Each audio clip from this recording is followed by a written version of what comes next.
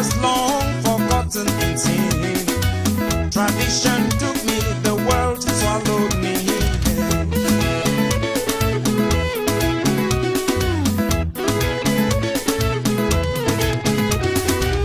I have a story to tell the world. I have a story to tell the world. This is my story, please listen carefully. One day I met a lady. She told me that Jesus died for me. He shed his blood and he loves me. He's calling me, his light is shining. Will shine in my darkness. Will shine in my darkness.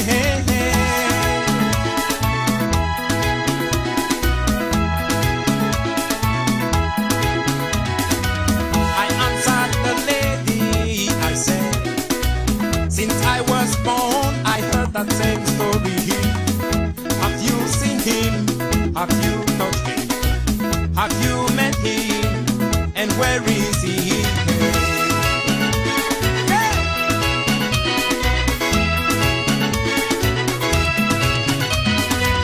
After many words of argument all day, I saw my sin, I was ashamed. I surrender to the Savior. I surrender to the Redeemer. What about you? He's calling you. What about you? Jesus is calling you. Everybody. Everybody sing. Everybody sing. Amen. Sing and give glory to the Most High God. Everybody sing. Everybody sing.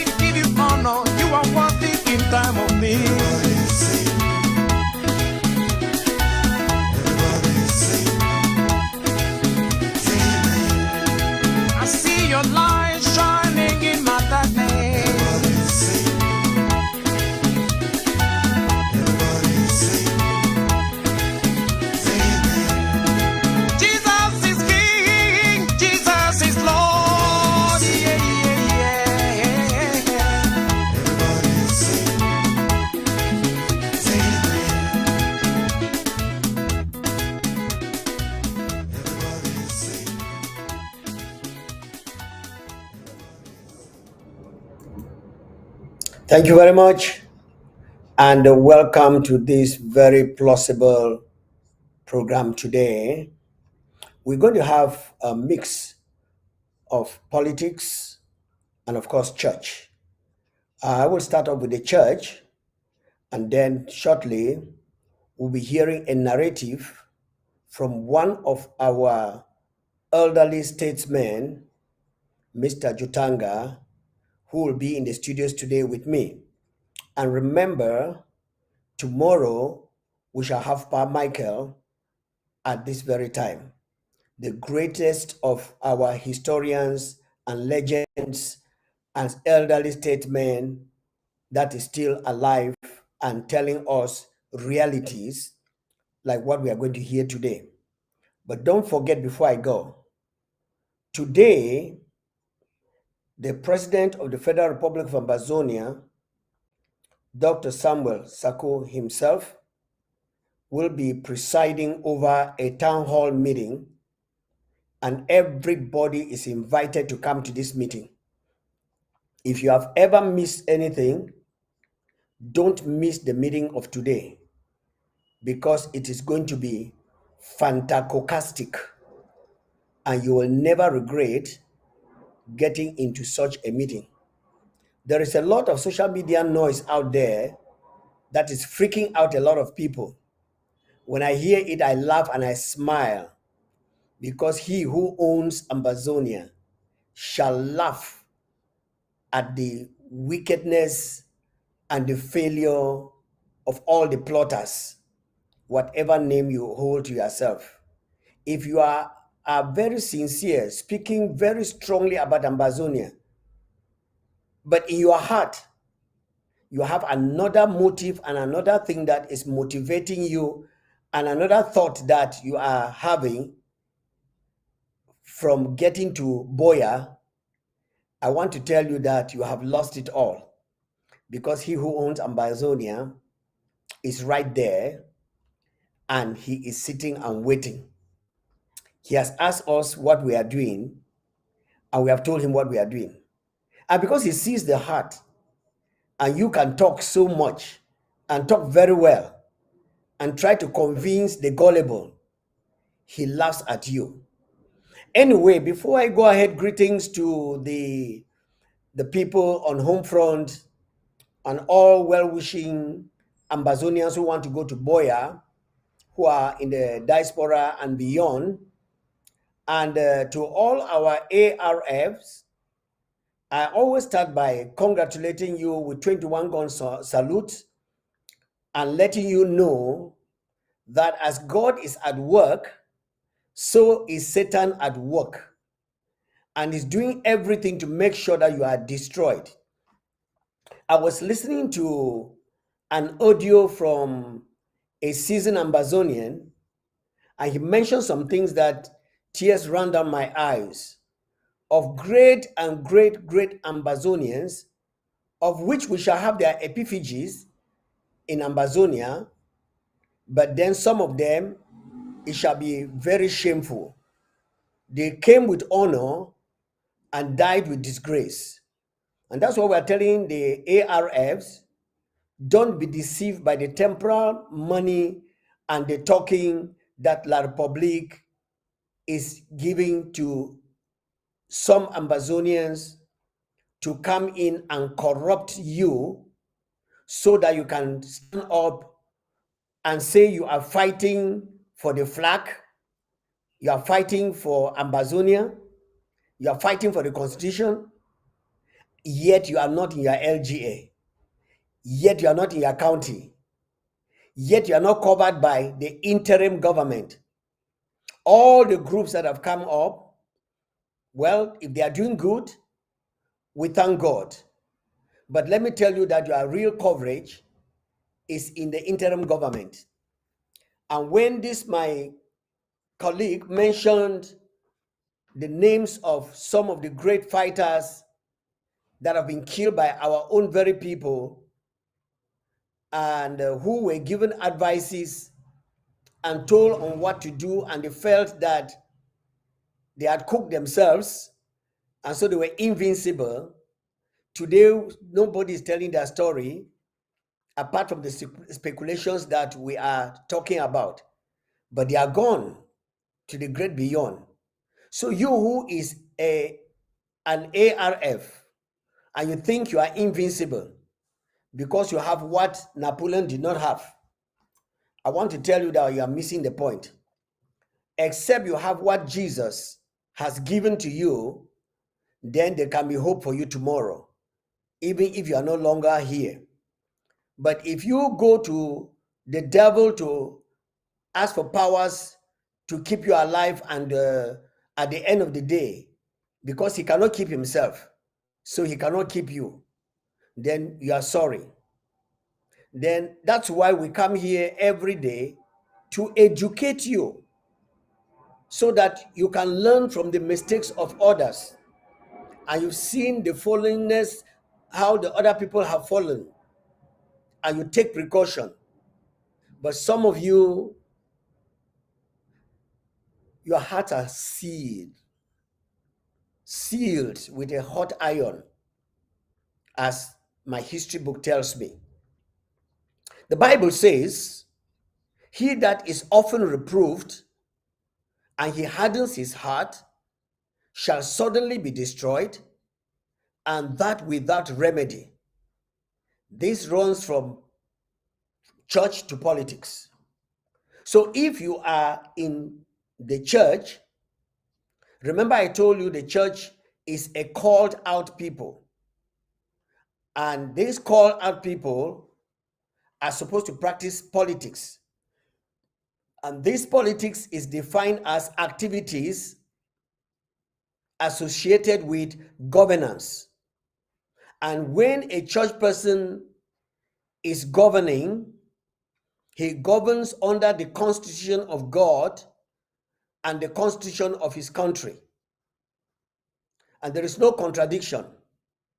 But when you decide to be a religious person, trying to please God by what you do, and then you try to become a politrician, that means you do everything to trick people.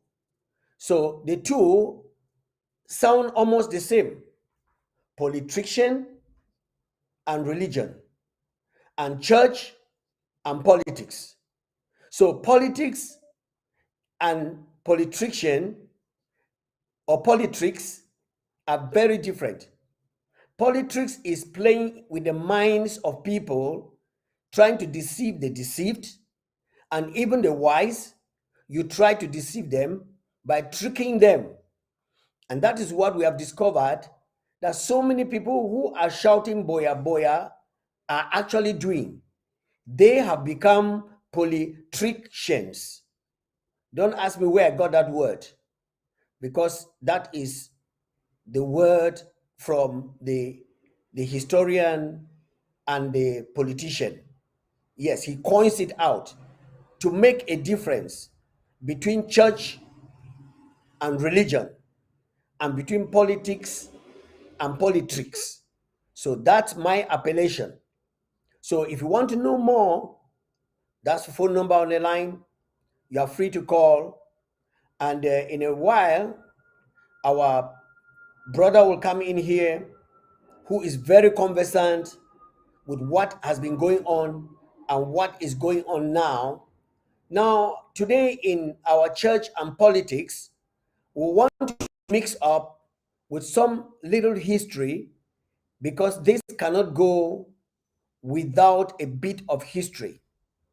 Church has a beginning, and this church started existing a long time ago, and then politics came in immediately.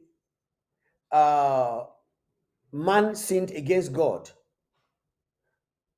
God now wanted man to be governed by man, and so he gave power and authority to man. So what is presently happening is authority has been given to man to govern the fallen man. And when you are a child of God, definitely you have the rule to lead the people because God gives you the mandate.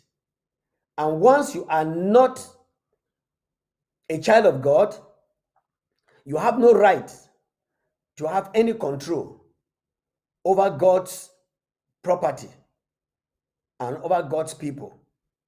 That's why I want to call the attention of the men of God and pastors and servants of God who for years have been intimidated, deceived, frightened, and sent out of the role that they're supposed to have to lead people, guide people to live a peaceful life, die a peaceful life, and get into a peaceful heaven. They have dropped it in the hands of religious people who are tricking the people, lying to the people, and not giving them the liberty that God had intended for man to start enjoying in this life before he gets into the life to come. And so, for that reason, we are standing up here in the interim government of the Federal Republic of Amazonia, calling on all the men and women of God who are conscientious and who have decided to come out from the deceit that had been going on in the world, that politics belongs to dirty people, and then religion, which they mistakenly call it church, and the way of God belongs to the people of the world. Well, I am here today, and I'm sure our brother from Amazonia is in the house. Before I call him in, let's listen to this again. He rain. I mean, no, this is not his rain.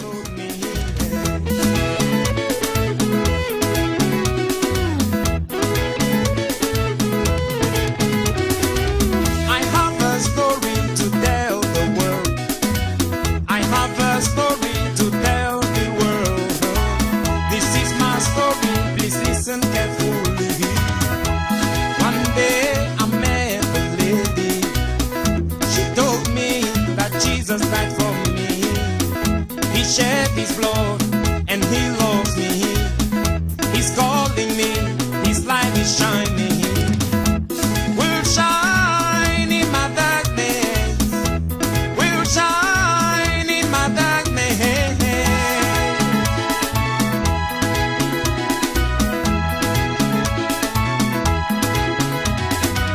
I answered the lady, I said, since I was born, I heard that same story. Have you seen him? Have you touched him? Have you met him? And where is he?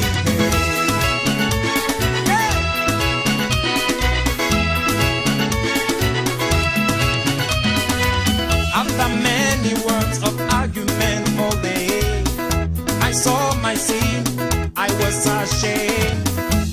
I surrender to the Savior. I surrender to the Redeemer. What about you? Fellow Amazonians, I want to let you know that the cause of us going to Boya is an accomplished situation. And whatever you are hearing and whatever is happening right now, all over the place, in La Republic, in the social media, in the real media, is just a waste of time, because the quest and the situation of Amazonia has been settled both by God and by man. All right, our brother is in the studios, and I would just like him to come in, greet the people of Ambazonia, and tell us a very formidable story that will spur you up to see the reason why we should fight until we get to Boya. Good morning. Good evening, and welcome to ABC, Mr. Jotanga. Thank you very much. I am very happy to be here today and to shed some light on some of the events that happened in our country a long time ago. Today I'm going to talk about a, a commission of inquiry that was set up to investigate corruption in the Southern Cameroon House Assembly. It will be surprised that yes, even at that early time, things like that could happen. And we were lucky to be in a country where the leaders, even though they were foreigners, this was during the British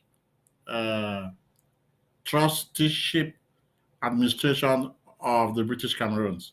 So it happened that there was some kind of corruption or something, and when that came to the notice of the administrative authorities, they decided to set up a commission of inquiry to find out, and that was the first, well, maybe not the first, but one of the lessons that we learned from the British. When things begin to go wrong, they should find ways to straighten them up, and we learned a lot from that. And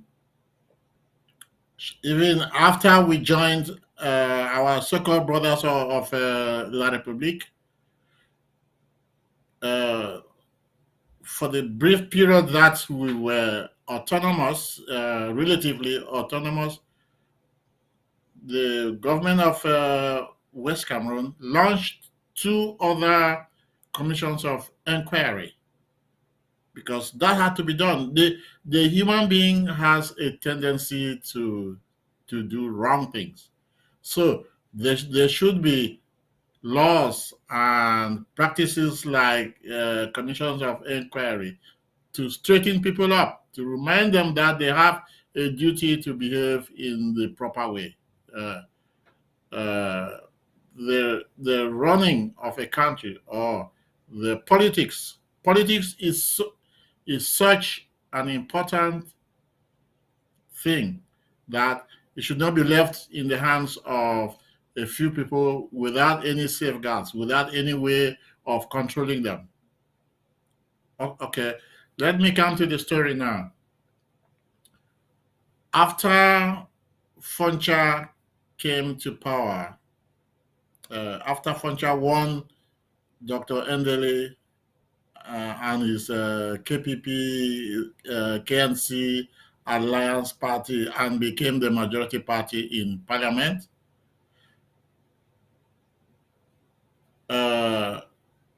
it was difficult. Endele was still anxious. Endele still wanted to be the one to form the government because the majority which gave power to Foncha was very slim. There was only one seat more than the opposition. I think there were 25 seats in parliament. And Endele's party won 12. Whereas the KNDP, led by Dr. John Foncha, won 13 seats. So I don't know who initiated the desire to have Frambo was a member of parliament representing Tali area, Tali in former Manfe division. Tali today is in Upper Bayangi. Yes. So I don't know who initiated the move. The proceedings didn't come out, but they're thinking that it was Frambo who wanted to join. Who wanted to join to cross the carpet.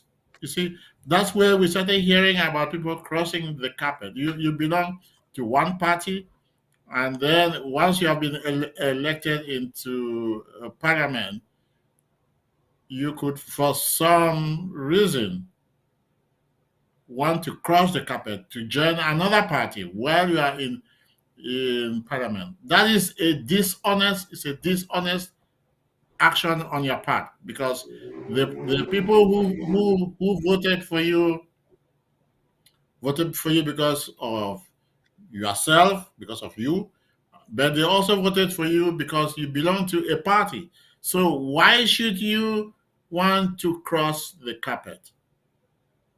So that's what happened. Uh, well, he did not successfully cross the carpet anyway, but the Dr. Endele and a certain Mbile, N. Mbile, had drive from here overnight. They drove from to Tali, the Pasumba. The roads were better then, so it was easy to travel. They drove and came up to Tali. When you go to Bakebe, you turn right and then you do another 9 miles and you will be in Tali. So they went to Tali, where this member of parliament had his residence. They arrived there in the night. It was in the month of May, I think, 8th, the night between the 8th and the 9th of May. So they went and met him, and I will cut the story short, just give you the essentials. They went and met him, and some money apparently changed hands. 2,000 pounds, 2,000 pounds sterling changed hands. That is, the people who came from Boya came with the money and Boya, gave it to the guy, Frambo, that so was that his he can name, change, so so that that he he can change should comes, right? cross the carpet. And once Mm-hmm. he crossed, if he had crossed the carpet, the the the party of Dr. Foncha, Endele would have no of Dr. Endele would have had the Dr. Ndele, majority in okay, parliament, because I said there was right. only one person made the majority. Wow. One party had 12 parliamentarians, the other had 13. So if Mm. one from the 13 left and went to the other one which had 12, they will become 13 now. Mm. So they will be the majority. Okay, Yeah. right. So that is what was going to happen. And then, okay, apparently after this guy received the money, and for the remaining part of the night, the arrangement was that he would follow the two people who came to see him. That is Dr. Endele and Mr. Mbile. But he suddenly developed cold feet and said, "Well, I'm not Mm. ready to go this night. So you just go. I will be on my way in the morning. So you just go back to Boya. To Boya. I will come. I have my own car. I will come and meet you." So Dr. Endele was the first to leave. He left and went, and then later And Mbile, Ndele. yeah, N. Mbile followed, but he remained.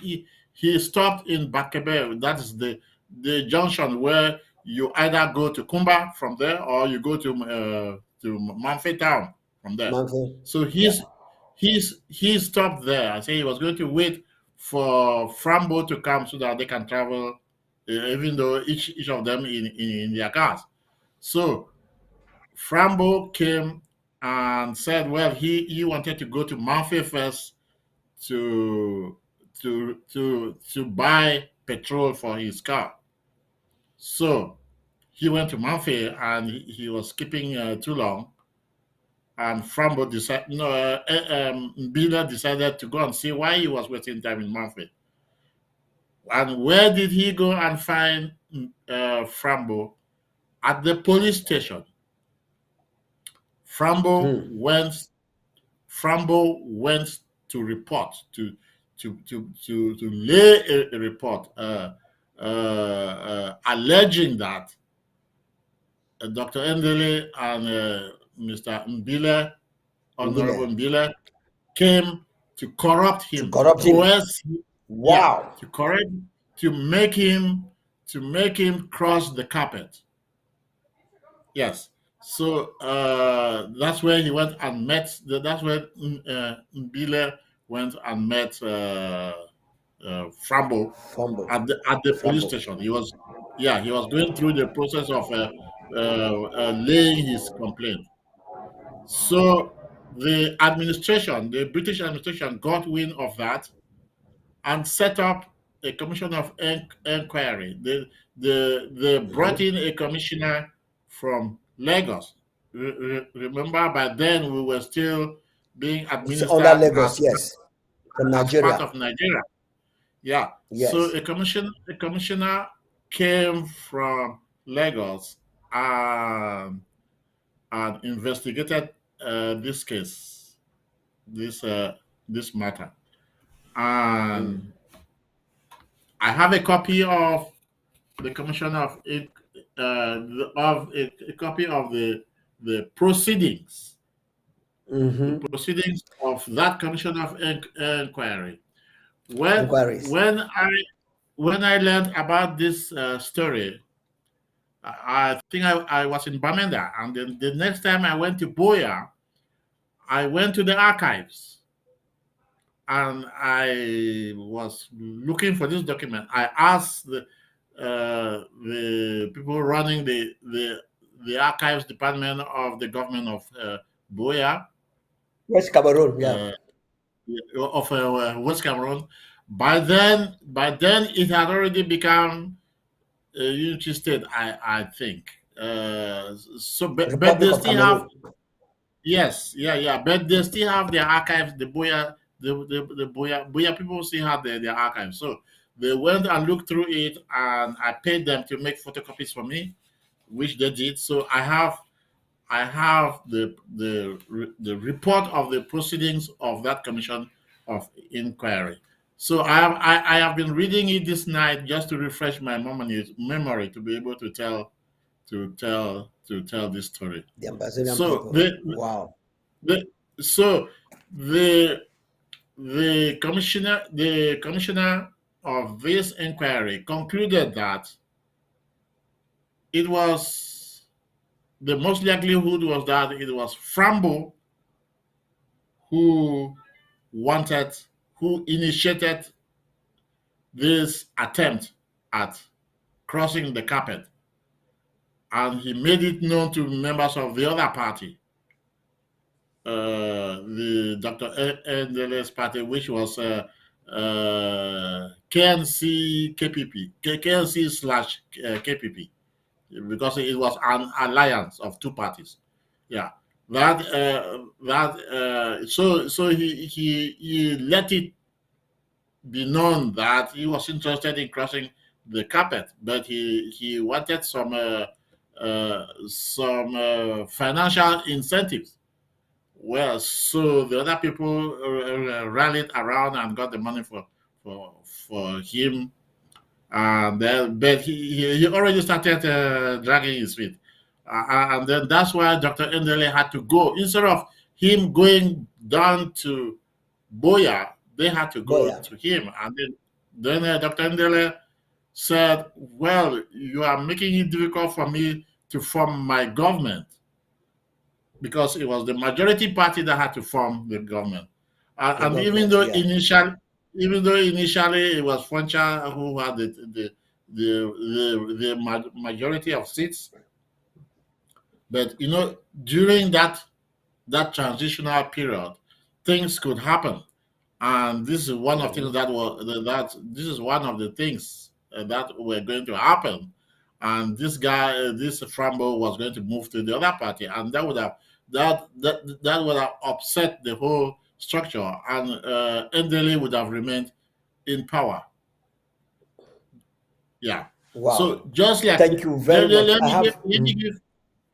let me give you Okay, go a ahead. recent, or relatively recent example. It was after the 92 election, presidential, no, not presidential, the parliamentary election after the 92, in 1992, I think, or 93, when the CPDM lost and the opposition party were the majority, and what kept the CPDM in power was that a small minority party in the north, run by Dako Daisala or somebody, Dakota crossed Sala. Mm-hmm. yeah, crossed the carpet and joined Ahijo. Ahijo proposed, he became overnight, he became a minister of state, first of all. That was to Mm-hmm. compensate him. Mm-hmm. And then they were Mm-hmm. given positions in the government. This was the same situation in southern Cameroon when Mm-hmm. Frambo was going to cross the carpet, and Cross. yeah. So, well, the commissioner of inquiry came and sat, and they examined all the evidence and everything and the exhibits, and there was a letter of resignation, um, which N.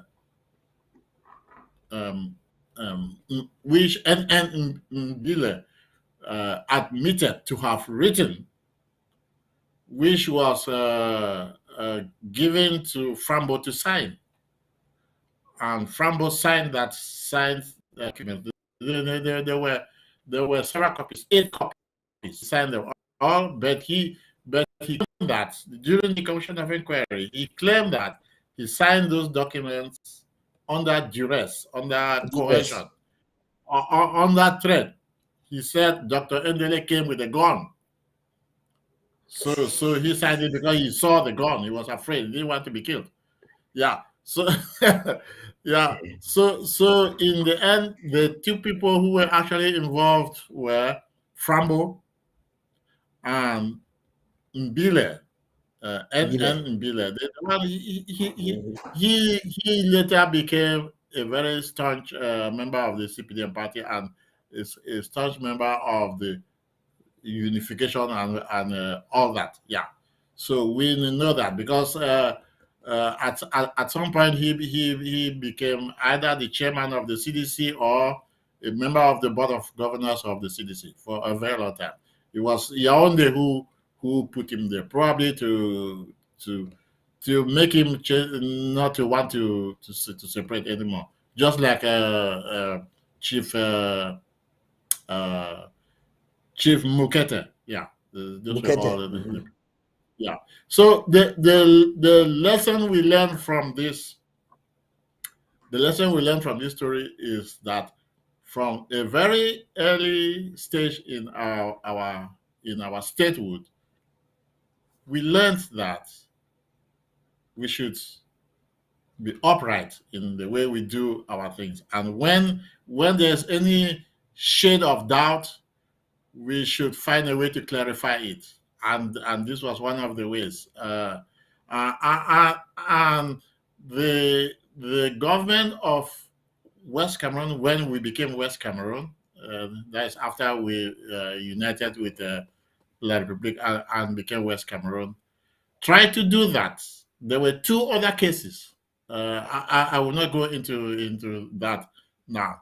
There was a lot of rumors of corruption and tribalism in the power camp, the famous power camp. The director of the power camp by then was a certain B1. Buying demand, B1, yeah. yes, he was probably the first Southern Cameroon electrical engineer. So he was the director of the power camp, and he was doing his work well. His plan was to start electrifying from Victoria to Kumba to Manfe and so on until Nkambe will be reached. So they were going one step at a time.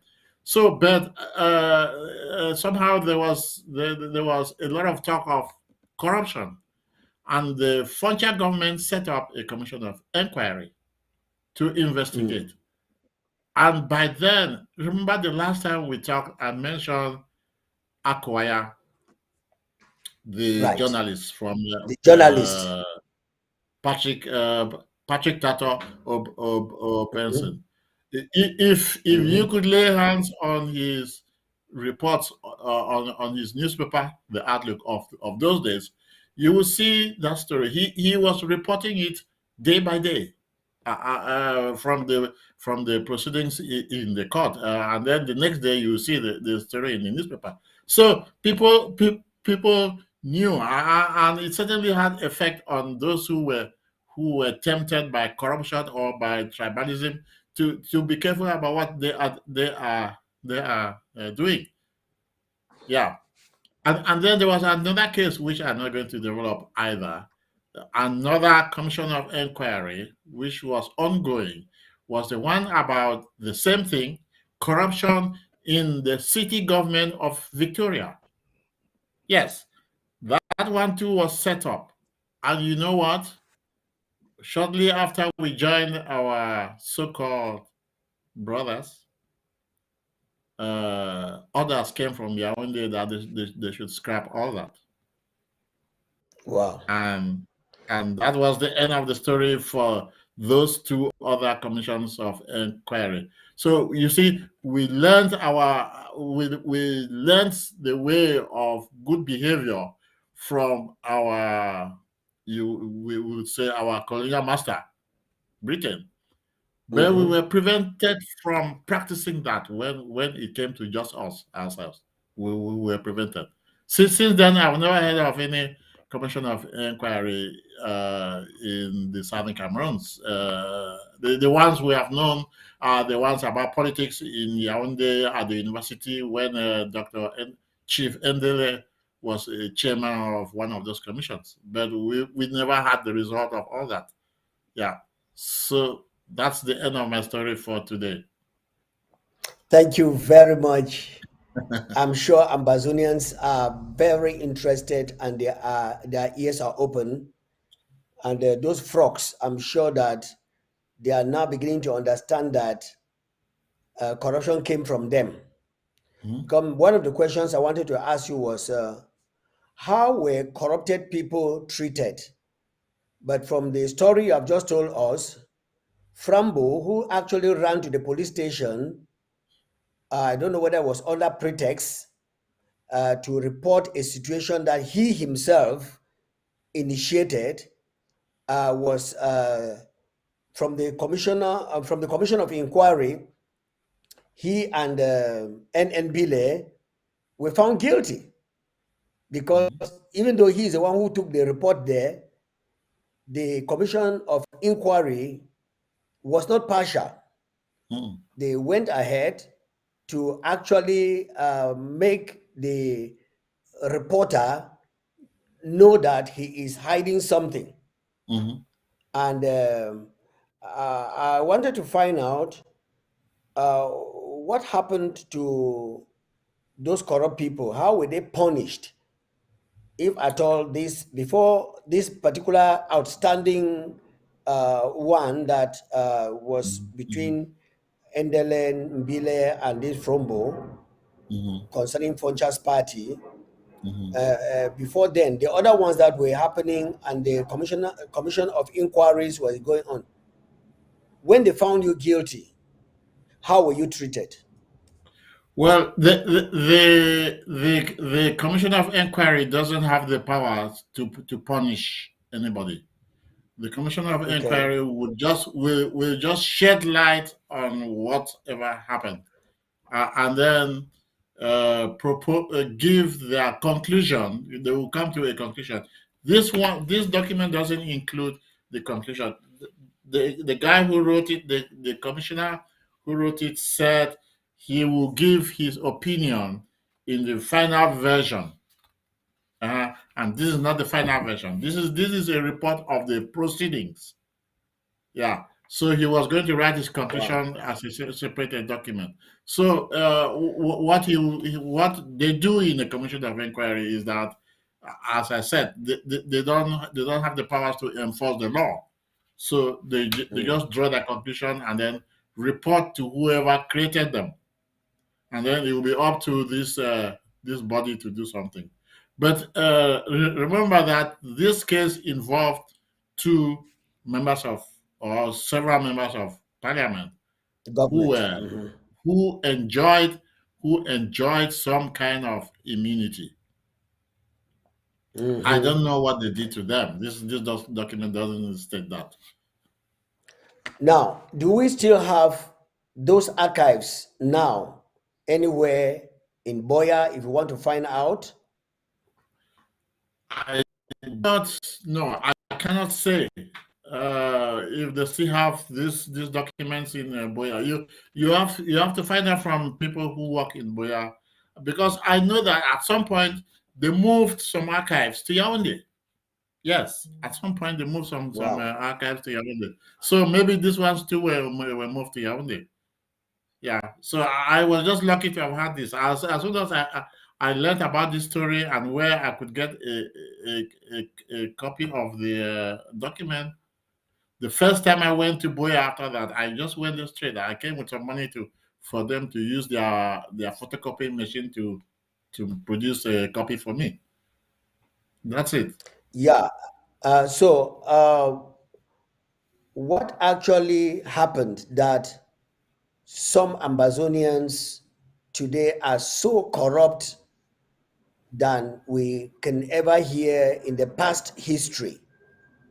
Is it as a result of us being deceived to join these so-called our brothers, and they had to give orders to stop some investigations, like you said, the commission of inquiry, when they were investigating power cam, they had to get a word from Yaoundé to stop. Was that the beginning or the implementation of the corruption that was actually in human beings? Because I know that an average human being has the good and the evil.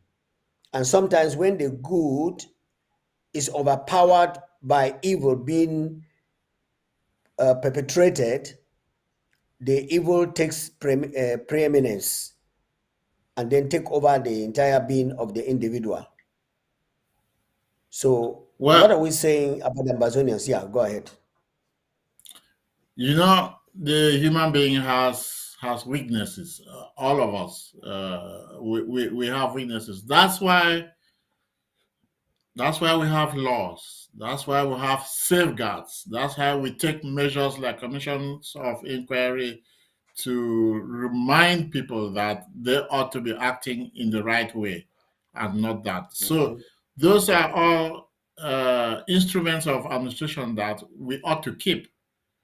But and we were trying to keep them before we joined our brothers, and after we joined them, we still try in one way or the other. We still tried, like in these two cases I have just these two other cases I have just mentioned, but they have a way of governing that is different from ours. They just remove all those safeguards. They, they remove them, and that allowed corruption to foster all over the place.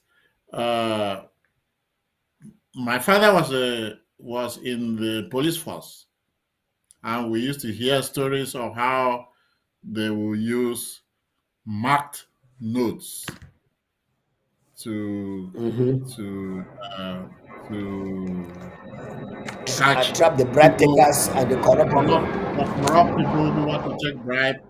They will give marked notes to people who want to go and apply for jobs, or who want to receive some public service. And then when they go and the guy says, "Well, if you don't give me money, I will not give you.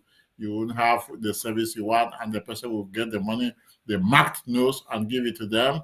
And then shortly after that, the police people will just come into the room and say, "Well, it looks here like you are engaged in corruption.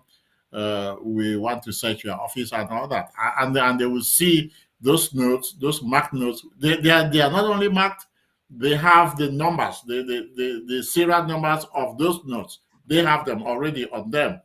Then they will search the guy and see them in his, either in his drawers or somewhere. And then they will say, "Well, okay, see, these notes came from us, but you have them now. How did you get them?" And so on. Yeah, but they did that. They did that before, even in the Southern Cameroons. They did that, but after Yeah. we joined our brother, so-called brothers, that is just so that is why corruption festered so much, and it has gone right to the highest level of government, without anybody having any means of fighting it. Yes. Uh, Thank you very much.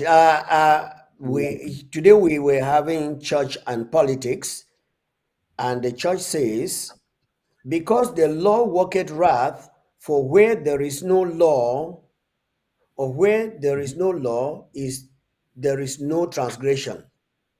That means when there is no law, you cannot be accused. But where there is a law, that is when you fail the law, you are accused. That yes. is very, very correct. Even though many people did not read this from the Bible, but in their conscience, it was embedded there. Mhm. Now, Yeah. what you have just explained happened to me a few years ago when one of my granddaughters was to travel to America, and she had this problem of identity card. I went to the identity office in Yaoundé, and this guy was playing me, go and come tomorrow, go and come tomorrow, go and come. Somebody told me that it's to give him money. And I said, I'm a pastor, and I tell people that this is corruption. If I give him money on what he can do, and because of the money he does it, then means something is wrong somewhere. I Mhm. decided to go to the police station, reported it to the police. They gave me 2 policemen with the man was asking for 30,000 or so. Then they marked the notes and they disguised and went with me to the identity office in Yaoundé. I Mhm. entered there, talked to the guy, gave him the money, and when he took the money, he put it inside his drawer. Immediately, this policeman came in, removed their identity card, and opened the drawer and took out the money. I said, how much did you give him? The man was like, I took the money. He said, okay, oh yeah, let's go. They took him to the police station. The story ended there. Mhm. So I can now understand very well that the corruption that is in the Ambazonians actually streamed down from La République du Cameroon. Of Some course. of the Ambazonian people were corrupt, but the rod of the law, they were respecting the rod of the law That because the law prevented was them. above every other person. Mhm. Yes. But with those fellows, when they came in, there was a laissez-faire. You can call Mhm. your uncle, you can call some other people, like what is happening now with Ambazonia. You know, most of the people that invaded the Amazonian Foundation in the United States, they thought that they were in the Banana Republic of La Republique. A few days ago, I'm reading how Marianta has sent back the CID of some people after the how do they call it in this their IT knowledge, after they invaded and stole the Wire transfer, wire fraud. exactly wire fraud. So they changed the name of the interim government's internet, or never call it what, to pay their CID. They changed the name of the foundation just in a few words, and every money that was paid to that foundation was going but to Went their there to account. Yes, you know. So they took the thing to the court. I have read of 2 people who have testified that their money has been refunded to their account. I am waiting for mine because I don't know whether my money went to the interim government foundation or it went to these thieves. I'm still waiting, because if you say you have created your government, create your structures. Don't go in there and take other people's structures and change one letter or one figure and then divert the funds to you. Because in America, there is still an amount of law that is respected, and you will pay for it. So, Ambazonians, our brother is telling us all that he's telling us to let you know the cause we are fighting now and standing to go to Boya. As Dr. Sako has stood, so many people have come out from his camp and have crossed the carpet because money changed hands or some other things change hands. And that's why we are still in the wilderness. But whatever happens, we are going to Boya. Because when God sees a man who is ready to implement the standard of God to the people that God created in his image, God is ready to move with that person. And only one person has the answer at the time that the answer will come. And that is Mr. Time. So we are waiting for time, and the time never fails. Ambazonians will get back to their land. So, Pa, thank you very much. If you have any other thing to advise the Ambazonian people, you can just say on. I will call it quit for today. And you listening to us over there, if you have any question or anything to contribute, we are ready. Pa is still here. He can pick up your question before he goes to other duties that he has. Over to you, Pa. Yeah, I am very thankful for this opportunity which you have given me to talk to our people about our past history, and I am open to any questions that they may want to ask. Either I can answer them directly online, or uh, answer the questions later on. So. For today, I think we will call it quits, as we have said, and we look forward to the next to the next story. Thank you very Thank you much. very much.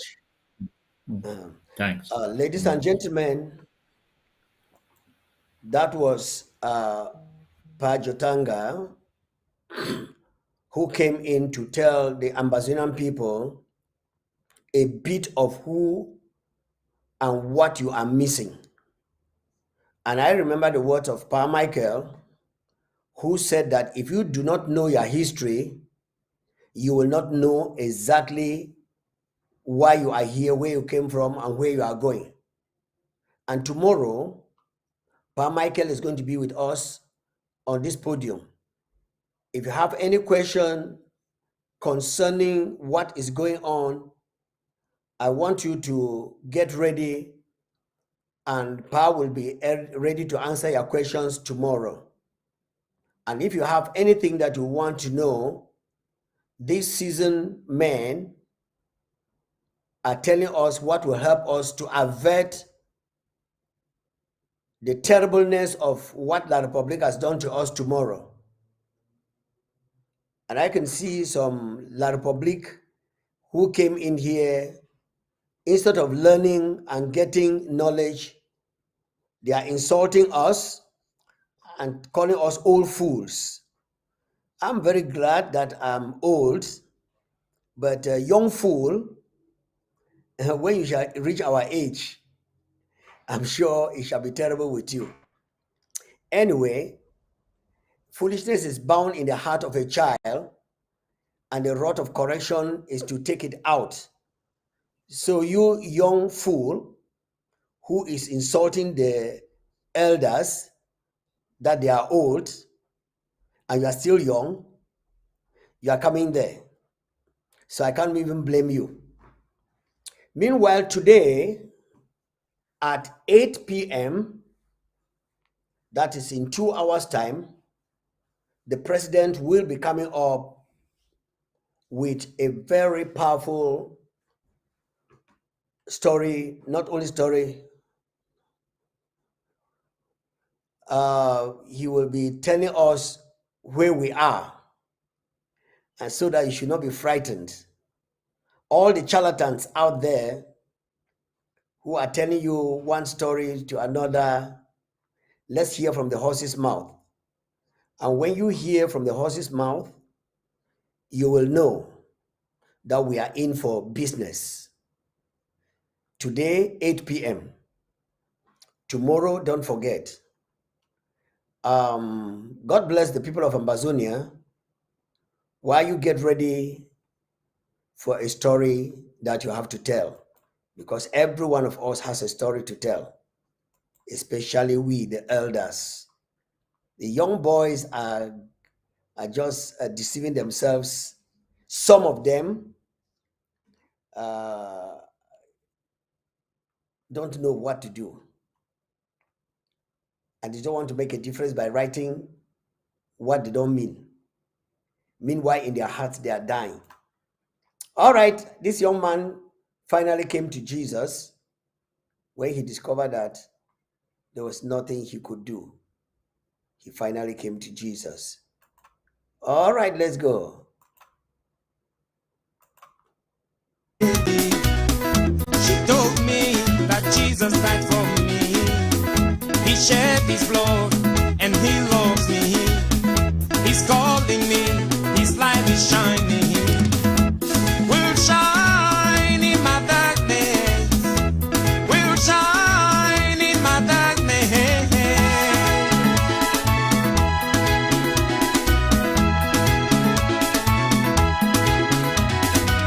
I answered the lady, I said, since I was born, I heard that same story. Have you seen him? Have you touched him? Have you met him? And where is he?